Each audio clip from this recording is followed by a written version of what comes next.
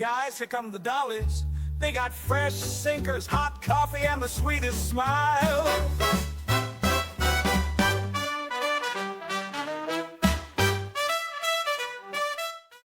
Welcome back to the Clubmobile, everybody. We are so happy to have you joining us today. Hi guys, welcome back. We're so excited to be joined by Jamie from On The Victory Homefront podcast. We're so excited to sit and talk to you. I'm so excited too. It's so great to see you all this morning. I feel like Thank you for joining us. Yes, thank you so much. I feel like we've been following each other on Instagram for probably over a year at this point, and I'm always like, we have to have her on. We have to have her on. And now we're here. That's right. Finally. Very excited. Long time coming. Happy to be here. Absolutely. Good. So, I mean, the first thing that really stood out to me when we found you on Instagram was that I said, oh my God, she's got such beautiful vintage clothing. And you seem to live almost not simple, but like less is more in that 1940s type vintage lifestyle. What kind of pushed you into that type of style, clothing wise? I get asked that quite a bit, and I wish it was just an easy answer, like, oh, was this? Boom. Mm-hmm. But it was just multiple things just across my lifetime, really. My grandparents were part of the greatest generation. I used to listen to their stories. And my mother, even though she was a baby boomer, she was born in 47, with them as her parents, she would also share their stories because it wasn't like a switch, the war was over, oh, we're now living this way. They carried on that lifestyle, raised their children with that lifestyle. So I actually got pieces of it as a child, and I was just fascinated with that time. And I would watch the old movies, and I'm like, I want to live that, or I want that, or why doesn't it look like that outside when you see these ladies in beautiful dresses? And I'm like, I would dress up. Who doesn't dress up as a little girl? Right. Oh my gosh, all the time. So, but I kind of push that back, as you grow up and you start your life.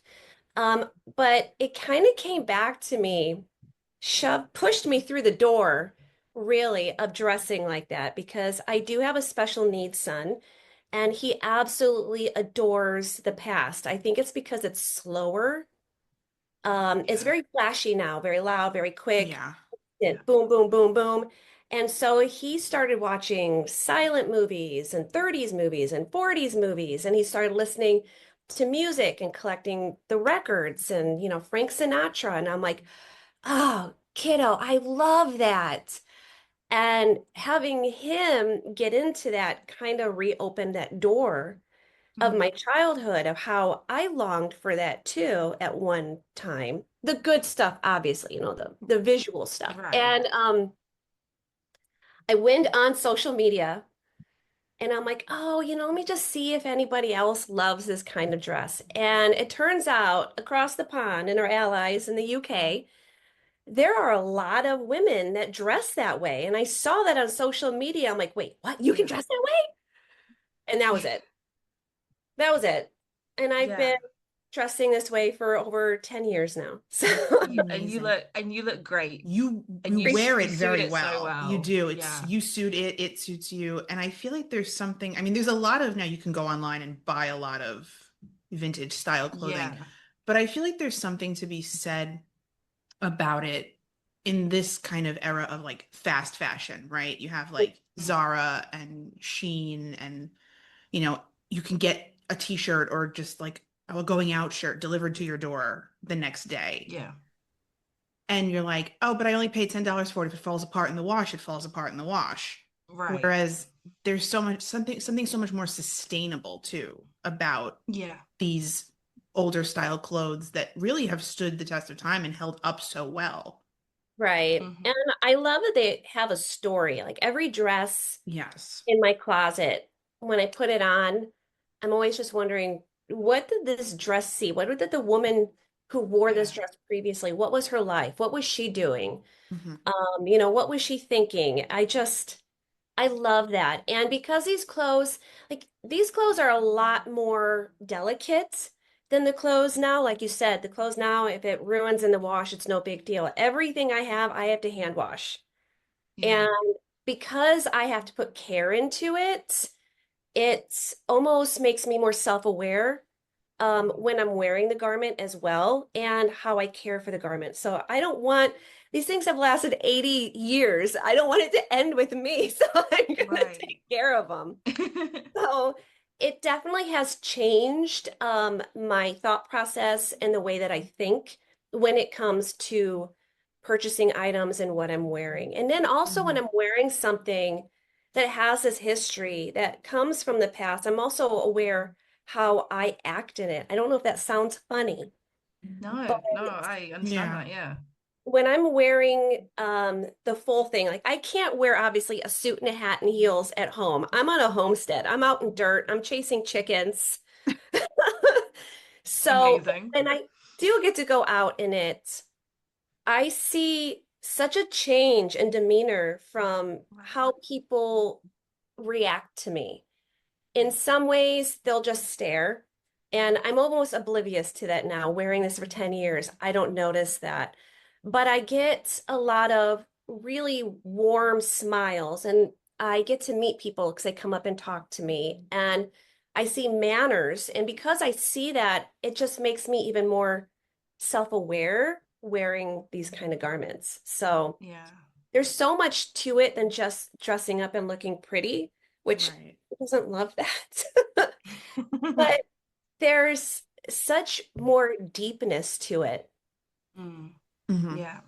One of the things I was really interested in is where are you sourcing the clothes from? Are you finding them and then adjusting them to your size, like by sewing them? Or is it a case of going to, say, a thrift store and you find the piece you need and you are then creating from that? Well, I lucked out that I did start 10 years ago because you could find a lot more items, what Yeah. we would refer to as out in the wild. So, Mm. like at a thrift store, and they weren't high priced. So you could find them at estate sales. You can still find them at estate sales, but you're gonna Hmm. have to You have to get a little dig. elbowing in there. Yeah. Yeah. I don't like going to estate sales personally. I would love to go, It's but very that's a overwhelming. whole nother Yeah. story. We don't Yeah. go. But generally, right now, if I get anything new, I'm either sourcing them online like eBay or Etsy. Unfortunately, Mm, prices have gone up because I don't know if the demand is more or there's just not many items out there because there are more women and men that are wearing these pieces. Hmm. yeah. So I do source them mostly online. I do sew my own pieces. I have a crazy collection of 1940s patterns. And I'm actually finding myself now sewing more of my own pieces because my lifestyle has changed this past year and I'm out in the country and I'm walking the walk and of trying to live like my grandparents did. And I'm not going to put on my 80-year-old dress to go out Right. and To go garden out it. in the I garden. don't want that Yeah. story to end with me. I'll wear Hmm. that when I'm just doing light housework inside. But so I'm finding Right. myself sewing more pieces. But the pieces are out there. It's just a little harder to find. And as for sizing, I usually don't change my garments, the true vintage ones.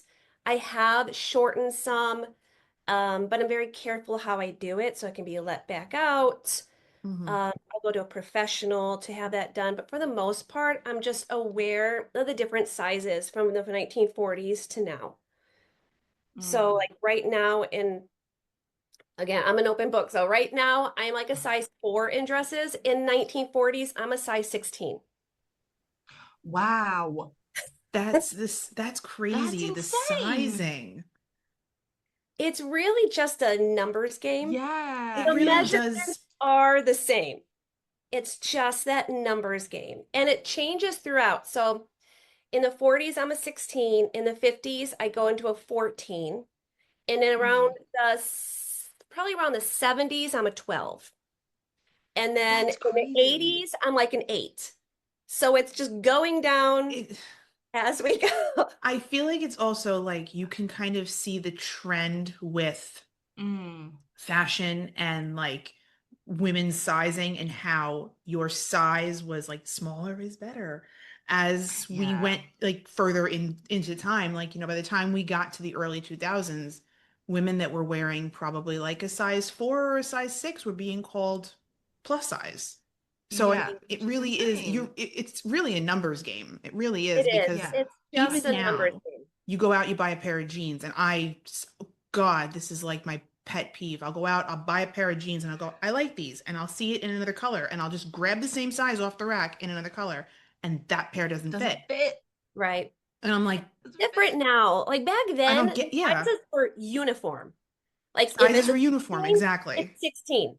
That's Yes. it. I can tell you the measurements right now that a 16 is. I can tell you what a 14 is. I can tell you Mm-hmm. exactly what those measurements are. So if I know my measurements, I'm going to grab that and I can grab a different design or I can grab a pattern and it's going to be It's the same gonna fit. The measurements, same Yeah. thing. period. So I do, Yeah. I mean, I think that's kind of a perk when you're getting vintage stuff is if you know your measurements, Mm-hmm. you can get those measurements. And usually sellers that are selling vintage items, they will list the measurements because they know. Like my shoe Yeah. size, there was no 7.5 back then. It was by measurements. Oh, So wow. yes.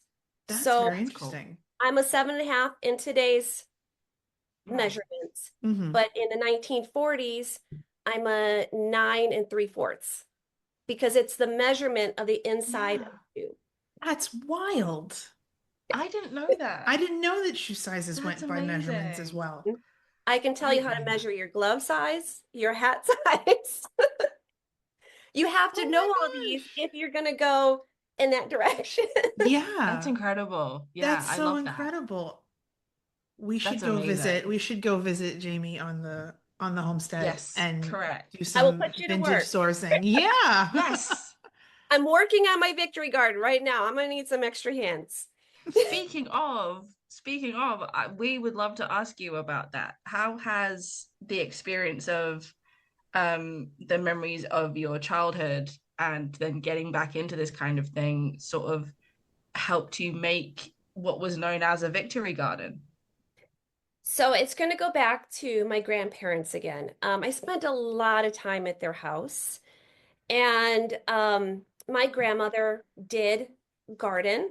She gardened until she decided to be a snowbird. And so we as kids, her grandchildren and her children when they were young, but then her grandchildren, we would have to go out and we would have to help her harvest what we were going to have for dinner. So we would go and pick the corn and we would shuck it. We would get the beans and snap them. And so that's something that was in my childhood that I can remember doing. Mm, And sadly, I never saw her. I mean, I was very little. I don't remember seeing her planting. I just remember seeing the finished garden and going out and yeah. going, oh, we're gonna go pick the green beans today. And I'm like, yay! Kids, it's fun for kids. So, until it's not. Right. But then I remember she had a scary part of the basement, and I didn't go in there very often, but when I did, it was the dark area, which is why it was scary. And she would have Mm, these jars of preserves. And sadly, I never saw her preserve them, but I right. remember seeing the wall of jars. And they're in the dark Mm, area because that's the best way to preserve them for the long hauls. You want them somewhere yeah. dark. And that's Mm, why you'd see the root cellars and like the dark, creepy basements, and all the preserves are in the basement because of mhm, temperature and darkness. yeah. Right. So that's actually played a huge role as I grew up. And I've always done some gardening, but this year takes the cake. Oh, yeah. That's incredible. Yeah. I find Do it so you, interesting. it is. Do you find that growing your own fruits and vegetables and canning food and preserving it, do you find that it's changed? Like, be very honest, like, let's be honest, not all food in the grocery store is great. Even fruits and vegetables, right? We have to be very careful. I'm always very like mindful of what I'm buying. Mm. But Yeah. do you find that it's changed the way you feel like physically, like just growing your own, less of the, preservatives on them, less of Yeah, the less of the pesticides on them, yuck. that it's, yeah, yes, less of the yuck, really. Mm. Because I mean, even vegetables I buy in the store, I find like I have to like fully wash, even if I'm gonna peel it, like, right, you have to it's like fully washing a zucchini or a bunch of Yeah, or asparagus before I yeah. even put it in the pan. It's like I'm doubling my work and I'm Yep. tripling my chances of getting sick. It must be so much of a relief to know that the food you're growing is just the food. That's it. It's Yeah. just the food. It really is. And I'm going to open up a little bit on Mm. really kind of what really threw me into doing the extensive gardening that I do now. I mean, first off, if I know you probably see in my podcast, but I try to bring in the 1940s lifestyle as much as I can into my life because I love how it was reusing things and doing a lot of things on your own, the make do, the mend, the victory gardens, Hmm. everything like that. So, but what really tipped me into this, and it's because of what you brought up, is because of our current day worries about what is in our food. As I mentioned, I have a special needs son. So as a very young mother, right away, I was aware of things that were creating his personal situation worse, depending on what we were feeding him. Yeah. And so that opened the door into us learning about what is all in our food. Mm-hmm. And so I would garden here and there and I would do some canning, but it really wasn't until, and I can put this all into like, we can compare it into World War II too, so which is great. But in 2020, and I know that's everybody's going to think some of this, and this is part of it, right? We did see shelves empty, and we did have problems with getting certain items maybe in our grocery store. Right. Not counting toilet paper, can't grow that, but but Wish. I also got really sick. And then not from what you think, I actually had cancer. Mm. So, yes, I did. My God. I was diagnosed with cancer in September 2020. My God. And Jeez. I was in bed for a very long time. I had a lot of procedures done to take Mm. care of it. And I couldn't get up to feed my kids. And Mm. my husband and my sons were just doing all this takeout. And that kind of opened the door for me. I'm like, gosh, I need to like I wish I had stuff for them to eat and I don't. And Yeah. so that following year, my husband bought me my first pressure canner. I've always Mm. water bath canned stuff, but he Hmm. bought me my first pressure canner and that went off. That was it. I Mm. couldn't stop. And that's where my canning journey and my preserving journey really took off. But not only that, because I am growing my own food or I'm preserving food from locally, not just, Yeah. farmers, but also stores if it falls in the guidelines that I specifically look for. And then Right. I can preserve that food. And I am finding myself to feel better, not just mentally, but physically. Yes, I'm Mm. clear now, but Good. Good. Wonderful. that opened my eyes to also, I'm like, why would I get sick? That doesn't make sense to me. I'm an Yeah. incredibly healthy person. I'm probably the healthiest person I know with my lifestyle and Hmm. everything that I do.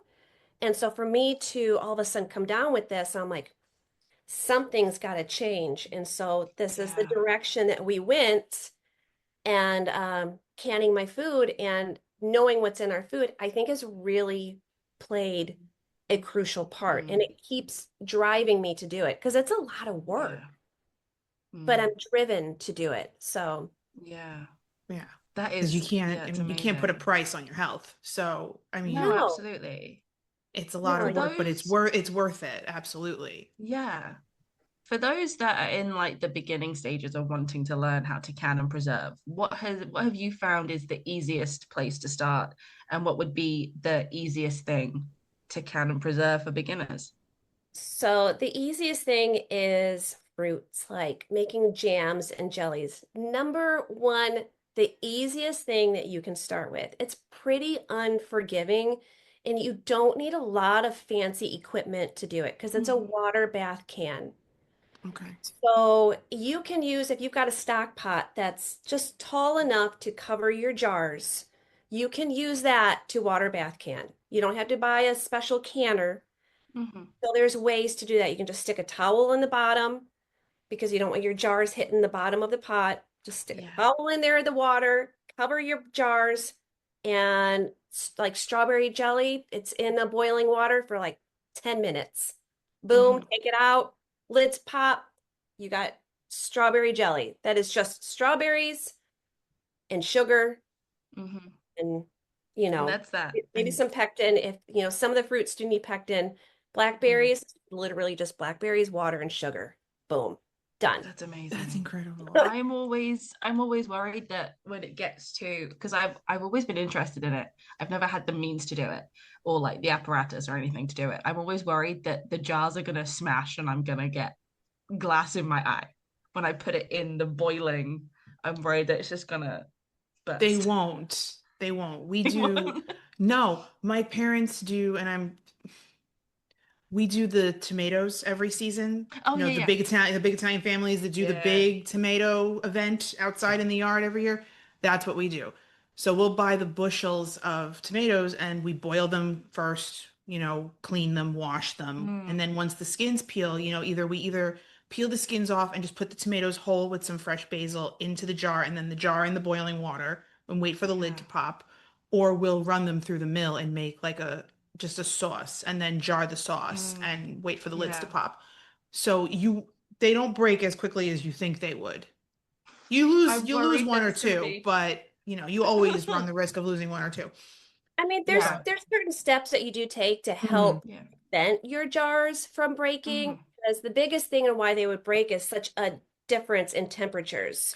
Yeah. So a lot of times anyway, if you're water bath canning, you need to sterilize your jars anyway, or at least you should. Yeah. And so you're already putting those jars in hot water while you're getting your jelly Yeah. ready, your sauce ready. And then you take those jars out, they're already hot. You're putting your hot ingredients in and you're just sticking it back in Yeah. the hot water. Back in the Boom. hot. Yeah. I have had jars break, but Yeah.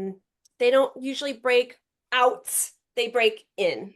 That's what Yeah. I'm worried about, that it's just gonna explode. And then I've got like it's all in my face. That's My just a pressure random thing. canner, the pressure canner my husband got, you should have seen the first time we did that. Pressure canners are a little scary because that Yeah. is the pressure that's in it. Water bath canning, there's not really any pressure. You're just boiling Mm, water with something sitting in it. The pressure canner has the pressure. And mm, so, but there are safety measures in place to avoid that. So, mm. and all the pressure canners come with, instructions and you just follow along. And it really limits it. Only one time did I have a jar just go, phew. And luckily I wasn't like looking over Like it. looking at it. Oh God. That So, you've just described Winnie's yeah, biggest fear. That's yeah, that's the that wasn't a canner issue. That was a lid failure. So, and that okay. can happen. But for the most part, it's not bad. But what I was going to say is when we first bought the pressure canner and it was going up to pressure, my specific pressure canner ticks. So it sounds like a Mhm. ticking time bomb, which is Oh pretty God. have in your head that it's like a time bomb Oh because my it goes. God. No. So I remember it ticking, and my husband's like, "Why is it ticking?" I said, "That's just the It's just noise the it makes." canner, it's fine. It's Now just the he's noise used it to it. makes.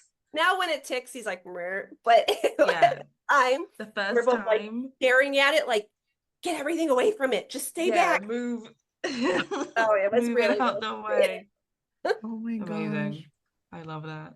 But you know what's great about canning and that's great about like modern day technology is there is a lot of information out there for people who want to learn to can and preserve their Yeah. food. You know, even on social media platforms like such as I learned how to pressure can a lot. I guess I'm going to give this social media a little like thumbs up, but believe it or not, TikTok. I learned Oh. a lot from TikTok. And what helped me is that they were quick. It wasn't like Mhm. prolonging, this is a jar. This, Oh yeah. yeah. No, Oh, like, this is what you do. You're going to do this, you're going to do this, you're going to do this, and you're going to put it in here. You're going to wait this long. You're going to let it come down to pressure. You're going to open, take it out, boom. And I was like, I can do that. Yeah. So there is just so much information out there now. And Mm.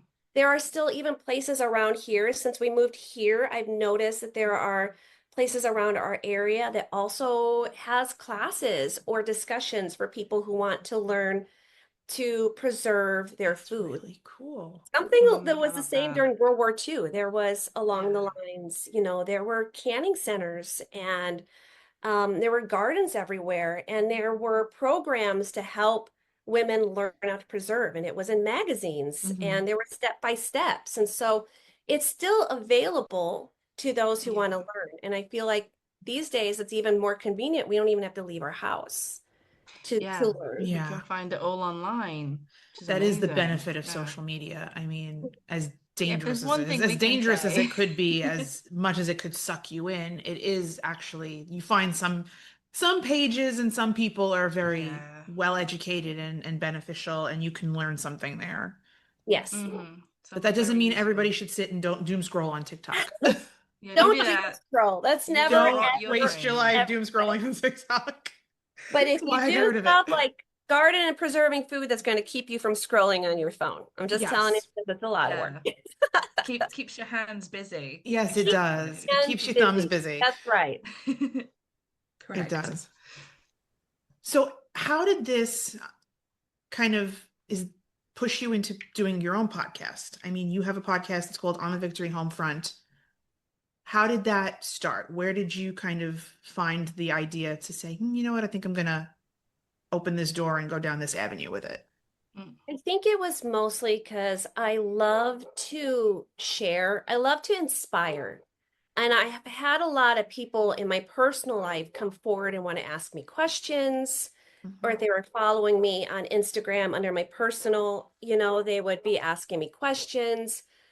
And I thought, why not just share the knowledge that I've acquired and be able to maybe inspire somebody else to want to do the same thing. So, my podcast, it's kind of a mix of two things. I talk about my personal life, where I'm at trying to bring in that lifestyle into my life. Mm-hmm. But then I also like to tie things to World War II and teach about the home front. I'm very, very passionate about the home front. It's something, as I got involved with other activities or events, I've noticed the home front is kind of overshadowed. And I get it and I do understand, Mhm. but there's so much to it. There's so much to it. And it always blows my mind the more I learn about it. I'm like, I gotta share this. I have to tell people about this. People need to know, or they'll be inspired, or and so that's what got me starting to do my podcast. And it's Mm-hmm. been hard getting it off the ground because it's a commitment, as you Yeah. both know. Mm-hmm. It's a Mhm. commitment, and I already feel like I've committed myself to a lot of places A lot already. of stuff. I Yeah. have a habit of overcommitting. You can ask any of my Us friends. too. Um, but I'm passionate about it, and so I just want to share. And so right now, you know, I like I said, I'm working on my victory garden, and it's the biggest victory garden I've ever had. I feel like all my other gardens were just hobbies compared to the garden I'm having today, which is ironically the size of a traditional victory garden. That's That's amazing. incredible. Yeah. Yeah. So, the average victory garden during World War II was around 1,100 square feet, 1,011. Wow. Really? I did Yeah, not know they were that big. Wow. where they could have them. Right. Yeah. Yeah. So I'm sure those in personal backyards, depending on where they lived, was smaller, but there would always be other gardens in the community. So that Yeah. would be like the average is, or that's the size that they recommended Hmm. for Right. families to try to have. That's incredible. And I feel like during World War II, if you had a bigger garden than, let's say, I had a bigger, like, whoever had a bigger garden, you would swap, like, oh, I have extra of this, or oh, I have extra of that. And you would share with each other. It was really just a community of making do during that time. Yeah. 100%. That would have been, without a doubt, what would have been going on in the town. Right. Because what was great about World War II and the home front is that there was a mindset that we were all in it together. It wasn't like I'm in it and then you're in it. It's like, no, we're all in it. And so Right. communities came together, and gardening is one of the many things that they came together over. And so there were gardens all over town, and they were schools were doing gardens, churches were doing gardens, families were also doing their own gardens. And so it was all over each area. So yeah, it was they were all in it together, and they would obviously swap food. And have you ever read the book? I know you guys do a book club. Mhm. Yeah. Um, is it called Once Upon a Town? Oh, we need to find it. I We need believe to it's find this called one. Once About a Town, and it's about a canteen in Mhm. Nebraska. The Hmm. Oh my goodness, North Platte Canteen. And in there gives We example. do have it. Okay. And that gives Yeah. examples of even how farmers would bring their extra stuff in. And that's Yeah. how the canteen was able to be productive and be able to serve all the servicemen that came through the town, Hmm. because they Mhm. just brought it in. They were growing, and they're like, "Oh, I have this many eggs," because they had birthday cakes every day for the Yeah. servicemen. So it goes a little bit in there. Now, granted, those are farmers compared to Victory Gardens, but it's right Right. along the same lines. Still the same Yeah. lines. It's the same type of lending a hand. Absolutely. Yeah. I think we have it on our list, Gabby, because I remember I sent you something like that. And I think ironically, Jamie, it was something that you had posted about it. And I was like, wait, we have to read Yes. this. This was months ago. Well, we're It's gonna an fit it amazing in. We're book. gonna fit it in this year, We'll definitely. fit it It's in a for sure. great book. I cried. I cried all those books. Oh, please. Oh, so do we. I've lost track of how many of these books that we've had on book Yeah. club that have left me just, Sniveling. oh, Just, yeah, at least you just can on the snivel in floor. the privacy of your own home. That's I very true. I I can. will I will read on the bus going and coming to work because I'm like, oh, I get like an hour and 20 minutes in the morning and an hour and 20 minutes on the way home, so I pack in a good amount of reading. I have finished so many books on the bus where I'm like, oh my God, Don't look at me. oh, my stop is next. Oh my God. Oh no, I have to clean up. Yeah, that's true. At least I can do At it in my least you could do house. that at home where nobody can see you. Correct. Apart from my kids who Just are sit like, there and cry Mama, on the why are bus. you crying again? But see, when you got an opportunity to share, you get up, you're like, this book, everybody, this book. Yes, everyone. I think Goodnight Irene might be the one that really took me out the most so far. So far. Oh, yeah. If you haven't read Yeah. Goodnight Irene, that Confident. one, oh So God. good. Can't even talk We about it. were I'll start crying both, again. Oh we were both no. like, Okay. I'm gonna look that one up. Oh my it's so gosh. It's good. so good. It was me, Gabby, and our book club correspondent Sage all messaging each other at the same time because we'd all got to the same part Hmm. relatively at the same time. Like one got it one night, someone, and we were all crying, we were all weeping. And I believe one of the messages was, if we ever lose each other, we have to find our way back. And I'm like, Oh It no. really is especially in friend. this day and age, It's it's not gonna happen. yes, it is really friend. It's really rooted in friendship, but it was one It's of those books where beautiful. you call your friends at the end and you're like, I just want to tell you I I love love you you. so much. Absolutely. It's Absolutely. very, very But good. It's I so want to read good. that book about the canteens and Absolutely. I want to read it. Absolutely. That I'm one's so, yeah, specifically about the North Platte Canteen, which is yeah. I'm so unbelievable. And it sure I even has sent you it. personal Yeah. stories and letters from the Mm, servicemen. Oh my Yeah, gosh. it's yeah. You never have to twist my arm to read a book, so I'm in. No, absolutely not. I am in. Definitely add it to the list. A lot of the things that you make and cook, do you have a lot of recipes from wartime cookbooks specifically? Or is it a case of you've found them online and sort of adapted them to your taste now? So I'm actually glad you brought that up because I've been thinking about this week. And so most of the stuff that I can is not specifically what they would have canned back in World War II, only because our diets have changed. Mm-hmm. So also, the USDA and other organizations have changed safety for canning. So how they canned then is very different than what they suggest on how you can or what you can today. I'm not going to get into what I think is right or wrong or if, anything's missing the mark, but it is different. So I do can a lot of the basic stuff, right? I can tomato sauce, whole tomatoes, I can whole vegetables. But then there's jars that I'm making that I guarantee they didn't make back then that are whole meals in jars. And Wow. so it's Interesting. kind of a mix of the same stuff you would have seen on the shelf in a family in 1943, for Mm-hmm. example, like the green beans, the corn, the tomatoes, and the jellies and the jams. So a lot of that I do, but then there's other things these days where, as time has progressed and canning has changed and our diets have changed, I now can do whole meals in a jar. That's So amazing.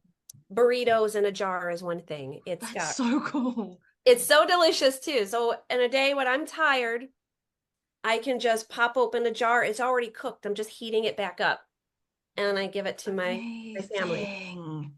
Oh my It saves God. time. It's a lot of time doing it, but then it saves time for Saves you it later. Right. down the road. So Yeah, I need that. I need that recipe. Yeah. Thank you so much. That was amazing. I feel like I'm And going to and send you there's guys me both a saying, "Oh, burritos in a it's jar. yeah." And Please there's do. me after work. It's late tonight. I think I'll just, order takeout. Order the burrito. Order the burrito. And I'm Run like, but Right. it's a clean Mexican kitchen. Like, it's one of those lean kitchens. I'm like, it can't be that Yeah. bad. It's probably still not that great, but But it's better than Taco Bell. I'll give you yeah, that. it's better than Taco Bell. But, That's not at the the end of the bar's day, low on that what one. might also be better is just two scrambled eggs, Exactly. Correct. which I also have Very a habit of correct. doing.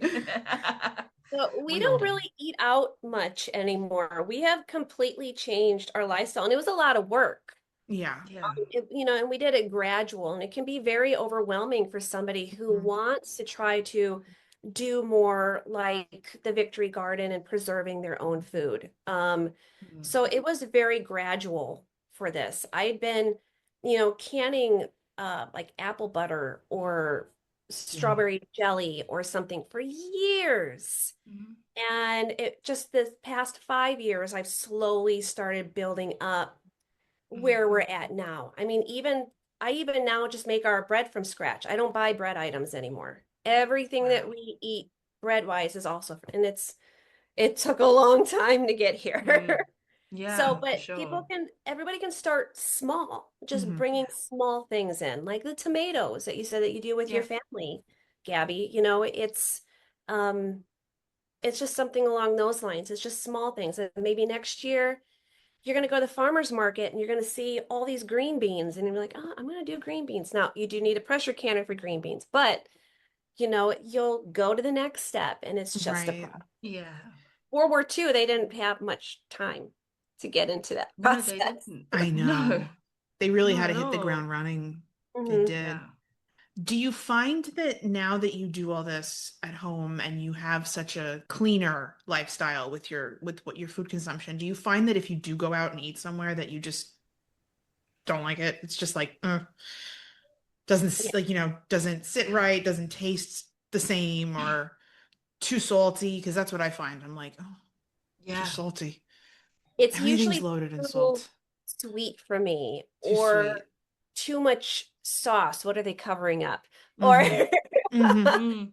But I do find it. Now we still do go out to eat, but it's just there's a lot of times where I go out to eat or, we're traveling and I don't have anything with us and I have to Right. grab something and it doesn't settle very well in my stomach. No. Yeah, So it Yeah. I usually had feels very the heavy. same. Yeah. Um, and yeah, I just usually feel just yucky Just afterwards. So yucky. not Yeah. Yeah. always, not Hmm. always. We get some really good food still out there, but Mm. you're talking about, the grocery store and how you go in and you see all these items. I mean, we don't eat like 98% of what you see in the grocery store. There's Hmm. very few things I'm getting from there, and it's usually items I can't do myself, like sugar Right. and um salt. Right. Right. Yeah. And I do get half and half at the grocery store. Hey, So that's fine. for That's That's fine. coffee, totally fine. That's fine. need my coffee. Yeah, exactly. So, but But it's literally what I get from the grocery store will maybe take up half of one side of an aisle, Right. maybe, if that. right. Yeah. Oh, and so yes, my system has definitely changed Yeah. Mm. with tolerance of other foods out there. Yeah.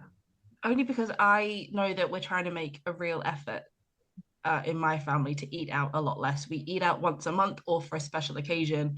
Like, for example, it was my daughter's 8th birthday a couple of days ago, and she wanted McDonald's. She has always loved McDonald's. I obviously partook in the birthday meal, and I have felt crappy ever since. It's been 3 days, and I still feel so yuck. So Yeah. it doesn't sit right with me anymore. And that's just me not eating out regularly like I used to. And Yeah. that is still me buying from the grocery store and making things at home. And I still feel yuck. So it doesn't sit right. I don't think it was ever supposed to No, sit right, to be I get it. honest. Yeah. Yeah, Yeah, and it's just I'm very yucky. careful too when I mention this even to like my family. Like I'm not dissing getting stuff from your grocery store No, or of going out to course. eat. This is just something that we have just kind of morphed Yeah. slowly Yeah. into and going the direction of this lifestyle. It's definitely changed our outlook. It's changed what I can physically handle food wise.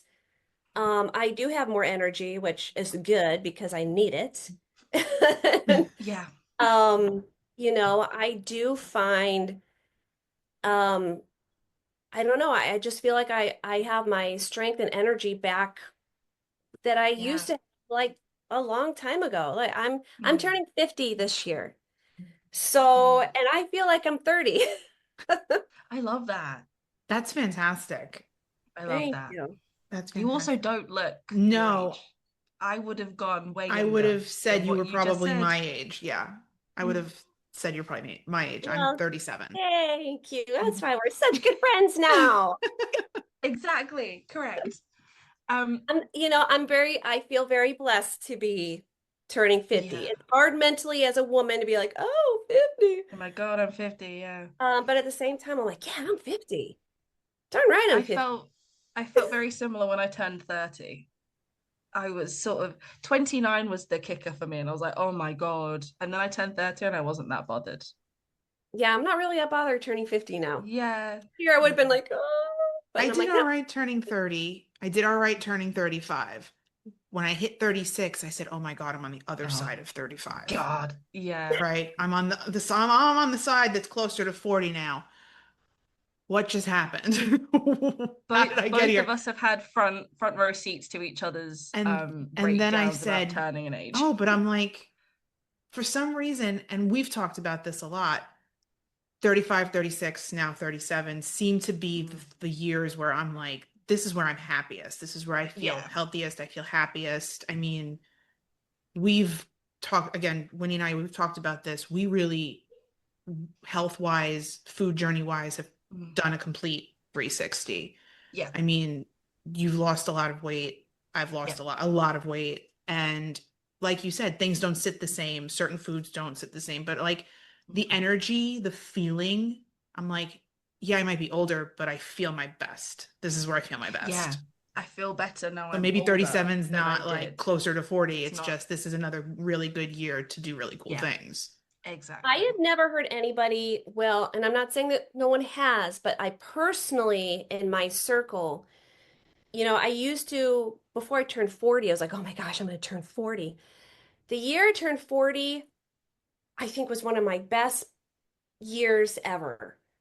Mm. I did so much. I was like, yeah, I'm 40. I don't know. And I've heard this from other people too. So don't be afraid to turn 40. I feel like 40 is like a turning point Hmm. for a Yeah. lot of people. And for the people that I've spoken to personally, a lot of my friends are younger. They haven't hit 40 yet either. But those of my friends who have hit 40, I've heard nothing but like, yeah, when I turn 40, all of a sudden I'm like, you know what, I'm going to start doing this. And so they would start doing that.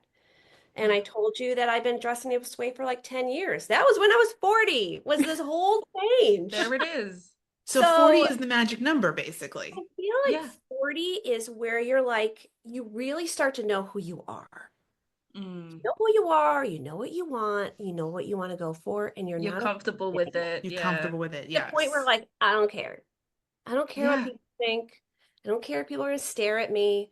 I don't care if, blah, blah, blah. Um, and you just go for it. Now, I'm not saying it always ends up right, but you're in that mind. I feel like once you turn 40, you're like, boom, you hit the road running, Hmm. just trying to do something or going a direction, or you're like, this is the year I'm gonna do it because now I'm Yeah. 40. So, Yeah. I feel like It's I so hit that true. early. I feel like I hit that at 30, and it is a lot of it is because me and Gabby started this. I okay. think, I'm not Yeah, gonna, I think I will still feel the same at 40, but I think us doing this has been the point, like the turning point for I think for both of us, for sure. absolutely. Um, do you have a favorite recipe that you like to make for your family or that you like to make for yourself? Let me think. I'm always trying new things. Mm, Um, I would have to say, oh gosh, I don't know if I have a favorite because a lot of the things that I can specifically for my family that I didn't necessarily eat myself. Because up mm-hmm. until this last year, I was a vegetarian.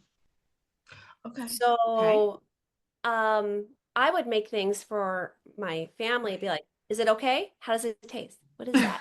Mm, And so, and as a mom, I think a lot of women can relate to this. Not just women, I'm sure there's men out there too, but I'm just, speaking as a woman and mm. as a mother, you always put everybody else first. So you're like, what Yes. can I make them? What can I have Yes. they like?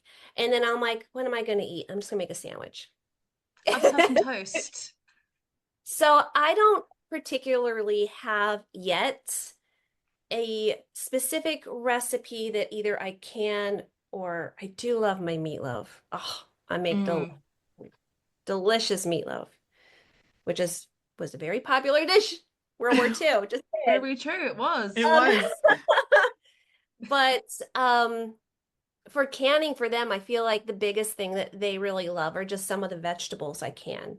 Right. They're not as salty. Like I make like a green bean and it's like a garlic green bean and they love it. I can't Oh. keep it on my shelves. So I'm Mm. planting a lot of green beans this year In order to in order to do that. yeah. There's a dish called cowboy candy. It's like candied Ooh, jalapenos. My husband loves Oh, it. I've So I've got heard of that. I've got I need 20 that. jalapeno plants right now started. Oh my gosh. Oh my Love God. that. I've I never heard of have that. I've I never have heard of heard that. of it. Me If you like personally, I a don't do kick, yeah, I don't do spicy like that. Like if I I don't make either. chili, I take the seeds out of the peppers. But I'll Yeah, be I the can't do first one to order a spicy. jalapeno margarita, a Yeah, spicy that Oh, margarita. makes Like sense. that How makes does that no work? sense. It's How does that happen? it makes sense to me, so that's okay. makes sense to Exactly. me, okay? So, because I've been kind of going down the rabbit hole. I Hmm. just am a natural researcher. I hear something, I'm like, I need to know everything about that. Yeah, we do Like that. research, Yep. research, research. Yes. And so, here's some just interesting facts from World War II with Victory Gardens. So, as you know, the America entered the war in December 1941. In March of 1942 is where they really started to talk to people and get information out there about Victory Gardens.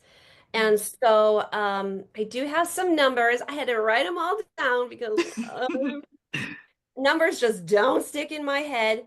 So here's an estimated number for Victory Gardens. Pre-Pearl Harbor, there was about 5 to 6 million gardens in America. And that's because before Pearl Harbor, don't forget, America was in the Great Depression. Come the Yeah. 30s, we were still kind of coming out of that. We weren't really in the Depression anymore, but we were still dealing with the after effects of the Great Depression. And I think a lot of people don't remember or realize the timing of that. And so there were gardens before that for those that were gardening because of the Great Depression, food shortages, but we were also helping feed our allies before we joined the war. So Yeah. we were sending food over to the UK because, as you know, their home front was also the war front. It was literally at their doorstep. So we were already sending food where we could. It was called like Bundles for Britain, and we would be sending them items, including food items. So there were already gardens going. Come 1942, there was a big government campaign as we entered the war, and we had about 15 million victory gardens. So you went from 5 to 6 million to 15 million in 1942. 43, that jumped to 18 to 21 million Wow. victory gardens. Wow. 43 was definitely the biggest year for victory gardens, and I think a big role that played that is March 1st of 1943, the second book, ration book, came out. And in that book was the blue and red stamps that we're all familiar with, right? If you see ration stamps, you're more familiar with the blue and the red. The Right. red was for meat. That didn't happen until later in March. March 1st was the blue, and that was canned produce. Mm-hmm. So Yeah. that is what really kicked everybody into doing victory gardens because that canned produce was now rationed. You were not going to be able to get as many of those items. Mm-hmm. And it wasn't so much that America was running out of food, it was bottlenecked because in 42, sorry, we're on 43, but in 42 was the gas ration. And the gas ration was in place to help preserve not just gasoline. Literally just did a podcast on gasoline because the gas ration was really to save rubber. Yep. And so you couldn't move food from one area to the other because of this rationing. So there were certain areas, like we talked about the North Platte canteen, where the farmers around there, they had an abundance of food because it wasn't getting anywhere else. They couldn't move it from A to B. It had to stay in the area. So there were some areas that were doing very well, and there were some areas that really needed to amp up their victory gardens. And certain items just disappeared. There were no bananas. Check it out. No bananas in World War II. I've There heard that wasn't. before. I've heard that. I'm reading Five Came Back at the moment. And there was a part where I believe the director, Frank Capra, he went to a pantomime in London while he's waiting for orders to go to a base in England before they go to the front. And he goes to a pantomime because it's the holiday season. And he remembers that the Brits in the theatre sang a song called Will I Ever Get a Banana Again? Yes, there is a Yeah. song. I think it's called something, Will I Ever Get a Banana Again? Or Will There, I Ever Eat a Banana Again? and there's another song where it's like the guy's like, "I'm going to war. What do you want me to bring back? I want a banana." It's literally just Yes. like that. Yeah. I just want a Yeah. banana. God. It's It's so funny that I read that literally before I fell asleep last night because I will sit down That's with this humongous gargantuan book. Um, it's so big. And yeah, funnily enough, I read that part last night. I believe it's Frank Capra while he's overseas in England. He's okay. waiting for that's orders. wild. If I'm wrong, I'm very sorry, everyone. But that's what I remember in my half asleep haze right now is that I believe it was Frank Capra and he goes to a pantomime and they sing a song and it's Will I Ever Get a Banana Again? And apparently he says that everyone was joining in and having a wild time and Oh singing my about this banana. God. I So know, it isn't just that so gives you funny? insight, right? And things you're like, wow, no bananas. And maybe you don't think it's a big Yeah. deal. But then of course we can just go to the store and get a banana. Right. So But yeah, we're not looking at but it the back same way. then, yeah, back then in England, that was a very hearty breakfast was bananas and cream. So when Okay. there's no bananas, they had obviously lost one of their main breakfast foods and one that would sustain the kids while they were at school because it was so Okay. filling. It was Right. obviously Wow. fresh cream and a banana. Um, I don't believe it was like anything like oatmeal porridgey. I believe it was bananas and cream because it would like keep Huh. the kids full up until lunchtime. So of course, when things are rationed, there's no bananas. They're already losing one of the hearty breakfasts that kids and parents would eat. So Wow. thus, birth of the song, "Will I Ever Get a Banana Again?" Now everybody Which is needs to go such a like funny name. find that song. Listen to that song. Please, Yeah, I'm gonna it have to go look it honestly, up. Wow. you're gonna have to look it up. I'm gonna probably open the book in just a second and find the actual name of the song and find it because that's gonna bug me. But I find that so funny that I literally just read about that. Yeah, it's Very, so, very funny. Very so apt and Victory appropriate. Gardens, they couldn't grow bananas so much here. I mean, nowadays I think we can figure it out, but back then it was But back like, then, boom, no. there's one of the things that are gone. So, granted, the Victory Gardens weren't growing bananas, but they were growing other things to make sure they didn't run out. And actually, Yeah. um, it says so total over the war years are about 50 million gardens planted at some point. Wow. Mm. And they produced about 40% of the produce that was consumed in the US. Wow. Wow. So that shows, you know, they were incredibly important. I don't think gardens get enough credit. Like even to this day, you can use that information, and Yeah. that's what I love to share. Why I love to share the information about World War II. I mean, World War II wasn't the first time we saw victory gardens. We saw it in World War One too, but you can learn so much from these past times to really incorporate into your life now. And I'm trying to Mm. do this not just to eat healthier, but I'm trying to bring down our grocery bill. So, Yes. Yeah. Felt. Feel that. yes. Yeah. And so maybe it's not the same reason that I'm doing a victory garden that they did, Yeah. but it's still in my sense of survival because Hmm. nowadays our biggest thing that we feel things in is cost. And back then it was supply. Yeah. Right. So Yeah. that I think that's the Absolutely. main big difference, right? But you can still utilize it. You can still learn from it.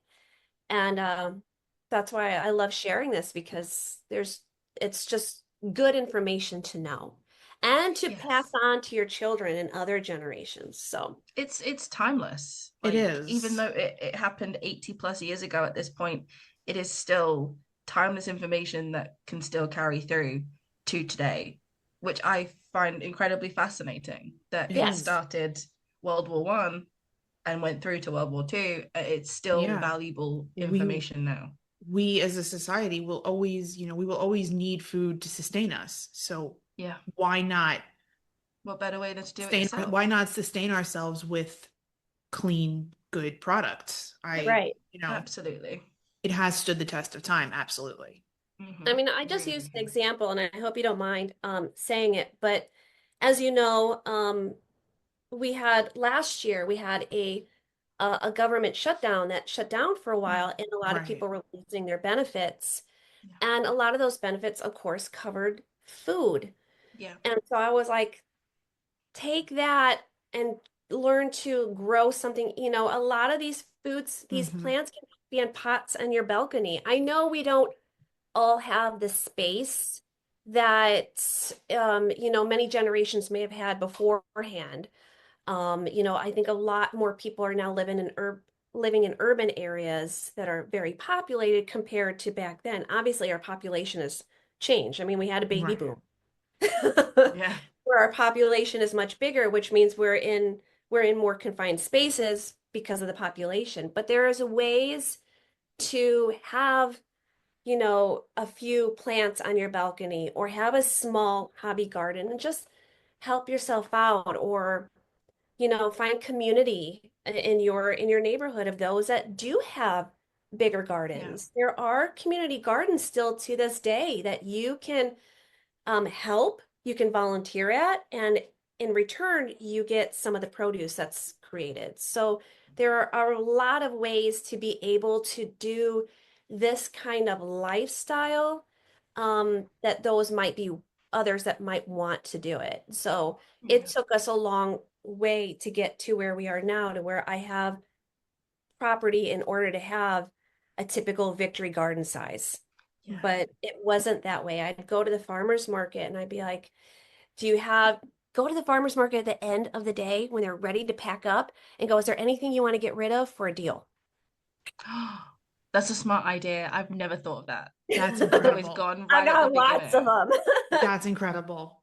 That's a smart idea. I've always gone right at the beginning and I've cringed at the price of a sourdough loaf. So there's just ways, there's creative ways. They got creative back then, and there's no reason we still can't get creative now. We We can do it just now, have yeah. to find where those areas are that we can go, hey, I noticed this. You know, if I helped you harvest, do you think I could bring home a couple of, boxes of XYZ or Right. something? And a lot of, especially the small farmers will be like, yeah, it doesn't hurt to ask. They can always say no. Exactly. Like, Exactly. Okay, say I'll no, look and then in that's this that. direction. Absolutely. So there are ways to still, bring this kind of thing into your life. And it's just fascinating, again, what they had to do during World War II for Victory Gardens for food because of rationing, because of bottlenecking, and the skills that they had and they were able to pass on. Sadly, I didn't get to learn directly from a family member, but there's still information out there right at your fingertips. So far from any kind of episode I think we've ever done. It's so educational. And it's so educational, and it's so open and honest. I'm really excited to share this one. I'm excited to share this one. And this has been excellent. This has been so much fun. I'm glad. I had a lot of fun too. Good. That's what we like to hear. That's the whole point, is that everybody has a good time. Everyone has a great Well, if you need any other conversations in the future of anything Homefront related, I'm kind of obsessed. I've got a problem. That's fine. You can keep coming back. I mean, look what I've got. Like, I just got this. Oh, amazing. Seed catalog from 1944. That's incredible. And it talks about how, like, last year in many parts of the US, 1943 was a poor growing year. And a late spring followed by a dry summer caused a shortage in some farm crops and in several varieties of vegetable seeds. So they're saying that they can't keep up with the demand. There's some seeds that if you don't order early, you have to be okay with whatever they can send you that they think might be good in your area.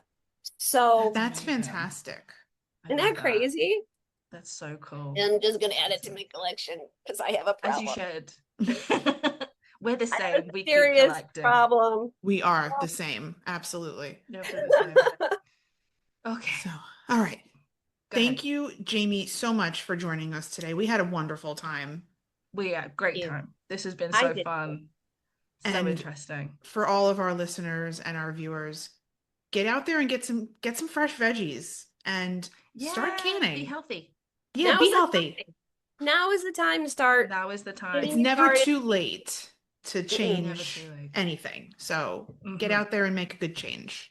Agree. Thank you everyone for listening, and we will see you next time. We'll see you guys soon. Thank you, Jamie. Thank you. Bye.